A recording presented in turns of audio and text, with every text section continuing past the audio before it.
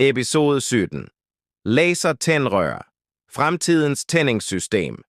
Velkommen til episode 17, hvor vi dykker ned i en teknologi, der kan ændre fremtidens forbrændingsmotorer, lasertændrør.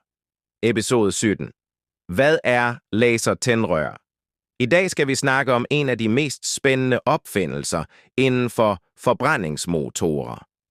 Lasertændrør er en højteknologisk erstatning for almindelige tændrør, der i stedet for en elektrisk gnist bruger en højfrekvent laserpuls til at antænde brændstoffet. Dette betyder mere effektiv forbrænding, højere ydelse og lavere emissioner. Men er det virkelig fremtiden eller bare en gimmick? Hvordan fungerer det? I en almindelig bilmotor antænder tændrøret brændstof-luftblandingen ved at sende en gnist mellem to elektroder. Men lasertændrør? De fungerer helt anderledes. En laserdiode sender en kraftig lysimpuls. Strålen fokuseres i en lille del af brændstoffet. Energien er så høj, at luftbrændstofblandingen antændes øjeblikkeligt. Fordel? Brændstoffet antændes dybere i kammeret, hvilket skaber hurtigere og mere fuldstændig forbrænding. Fordele ved lasertændrør: hurtigere og mere effektiv forbrænding, flere hestekræfter. Ingen elektrodeslid. Ingen elektroder. Intet slid. Holder meget længere end almindelige tændrør. Mere præcis antænding. Perfekt til højtydende motorer, turboer og højkompressionsmotorer. Reducerede emissioner, mindre udstødning og renere forbrænding. Flere antændingspunkter muligt. Laser kan fokusere på flere steder i forbrændingskammeret for en mere ensartet forbrænding.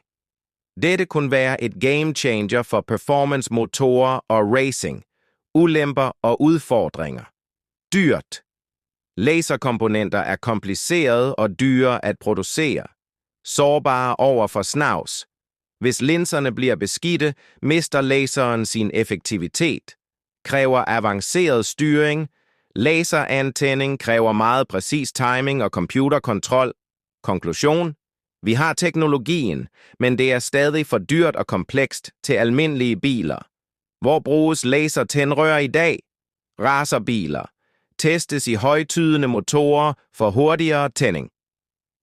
Flymotorer. NASA tester lasertænding i jetmotorer.